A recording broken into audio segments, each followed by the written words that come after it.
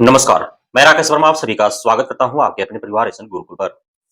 बिहार में बीपीएससी आयोग के माध्यम से चल रही तीसरे चरण के शिक्षक भर्ती प्रक्रिया में 21 जनवरी 2025 से काउंसलिंग की प्रक्रिया की जा रही है।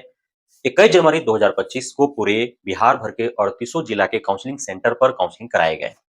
कहीं 180, कहीं 200, कहीं 250, कहीं 280, इस प्रकार से अलग-अलग जो जिला के काउंसलिंग सेंटर है, वहां उनके कैपेसिटी के हिसाब से काउंसलिंग हुए। लेकिन पहले ही दिन पूरे बिहार भर के कई काउंसलिंग सेंटरों से जो खबर निकल करके आ रही है, कहीं न कहीं मैंने एक वीडियो बना करके जो आप सभी को आगाह किया था कि टीआरई 3.0 का जो काउंसलिंग होने वाला है, टीआरई 1-2 से काफ़ी अलग होने वाला है। आप कभी भी ऐसा गलती न करें कि टीआरई 1-2 में आपके दोस्त, आपके आस-पड़ोस या आपका कोई भी जानने वाला पार-घाट लग गया, सीटेट फेल होने के बावजूद, डीएलएड, बीएड फेल होने के बावजूद, सब्जेक्ट कॉम्बिनेशन नहीं मिलने के बावजूद या फिर किसी प्रकार का उसका डॉक्यूमेंट्स में त्रुटि था, डॉक्यूमेंट्स फर्जी था और वह शिक्षक बना बैठा है, अभी तक उस पे कार्रवाई नहीं हुई है। हालाँकि यदि कोई अयोग्य और फर्जी है, तो कितने दिनों तक वह धोखा देगा, आँख में धूल झोंकेगा शिक्षा विभाग को? शिक्षा विभाग जाँच कर रही है, निगरानी विभाग जाँच में बैठी हुई है, तो काफ़ी अधिक दिनों तक वो रहेगा नहीं। और आप जो फर्जी और अयोग्य हैं, चूँकि आपके किसी जानने वाले फर्जी या अयोग्य का टीआरई 1-2 के माध्यम से हो गया है, तो आप भी सोचिए कि टीआरई 3.0 में भी वैसे ही होगा और आप भी पार-घाट लग जाएँगे। लेकिन जो मैंने कहा था, वो चरितार्थ हो रहा है। आप जा रहे हैं, आप रजिस्टर मेंटेन कर दे रहे हैं कि हाँ, हम प्रेज़ेंट हैं, आए हुए हैं और फिर आप जा कर के अंदर हाव-भाव वहाँ पे ले रहे हैं। एक ऐसे जाँच हो रहा है और आपको पता चल रहा है कि इतना सरसरी निगाहों से सारे कागज़ातों को देखा जा रहा है।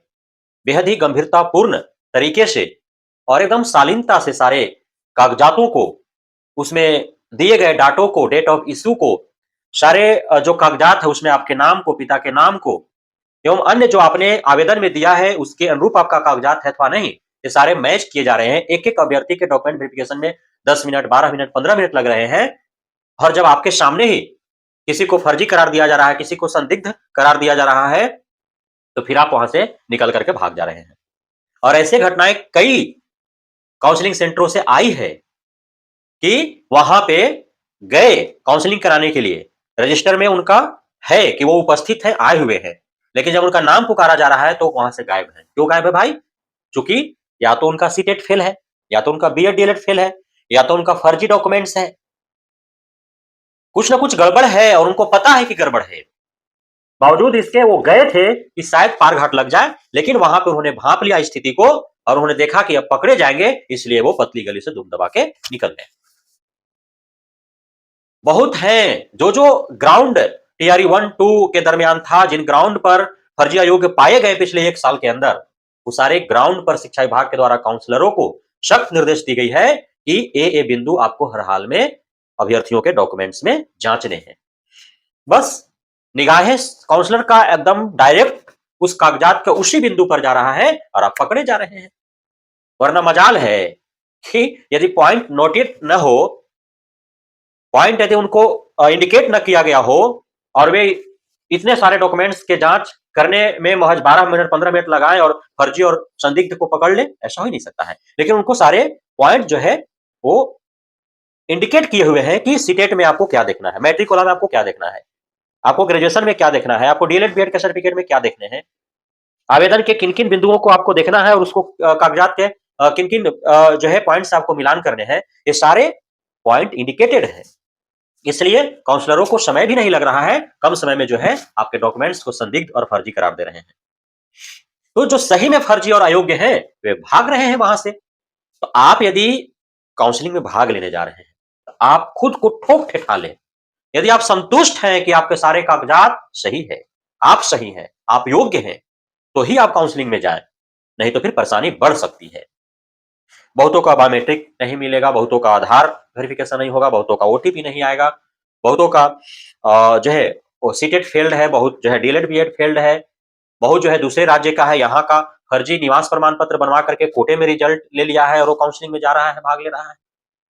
बहुत है जो दूसरे के सीटेट सर्टिफिकेट को एडिट कर लिया है, बहुत दूसरे राज्य का है, जो सीटेट में उसका 90 अंक है ही नहीं और वो जो है चला जा रहा है।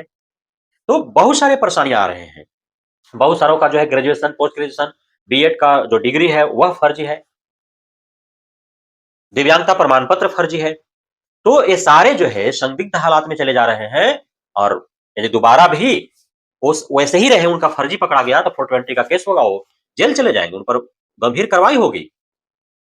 तो इसलिए लोग जो है भाग रहे हैं, क्योंकि इस बार बीपीएससी आयोग के माध्यम से जो तीसरे चरण की भर्ती है उसमें जो चयनित अभ्यर्थी हैं, शिक्षा विभाग उनको लेकर के काफी सजग है और बेहद ही संजीदगी के साथ जो है वह काउंसलिंग करा रही है। मैंने कहा था कि शिक्षा विभाग कतई नहीं चाहती है टीआरई 1-2 के भांति किसी भी लफड़े में पड़ना और उन गलतियों को दोहराना, हड़बड़ी में गड़बड़ी करना। आप कितना भी चिल्लाते रहो, सोशल मीडिया पर कैंपेन करते रहो, आप सड़कों पर हंगामा करो, आप धरना प्रदर्शन आंदोलन अनशन करो, लेकिन शिक्षा विभाग जो है वो सारे कार्य बेहद ही शिथिलता से, गंभीरता से वो करते रहेगी, क्योंकि उसको क्वांटिटी नहीं क्वालिटी चाहिए। टीआरई 1-2 में तो क्वांटिटी दे करके शिक्षा विभाग देख ली, फिर भी आपको हंगामा करने के लिए अवसर मिला, कई सारे फर्जीवाड़े हुए, हड़बड़ी में गड़बड़ी हुई। तो शिक्षा विभाग को पता है कि जल्दीबाजी करेंगे तो भी बहुत सारे खामियां निकल करके आएंगे, तो सड़कों पर होंगे लोग, और देर करेंगे तो भले ही कार्य दुरुस्त हो लेकिन लेट लतीफ के कारण जो है लोग हंगामा मचाएंगे। तो जब हर तरह से हंगामा ही मचना है तो फिर सही कार्य करेंगे। इसलिए शिक्षा विभाग जो है वो अभी ये जो काउंसलिंग चल रहा है, इस काउंसलिंग में अभी काफी अत्यधिक समय लगने वाले हैं। इसलिए आप आराम से पूरे डॉक्यूमेंट्स को अच्छी तरह से व्यवस्थित कर ले, आप खुद को सही और योग्य जो है समझ ले, संतुष्ट हो ले, तभी आप काउंसलिंग में भाग ले, अन्यथा बहुत बड़ा कार्रवाई होने वाला है यदि आप फर्जी पकड़े गए तो। बहुत बहुत धन्यवाद आप सभी साथियों का हमारे साथ जुड़े रहने के लिए, बने रहने के लिए, मित्र प्यार देने के लिए, भरोसा बनाए रखें।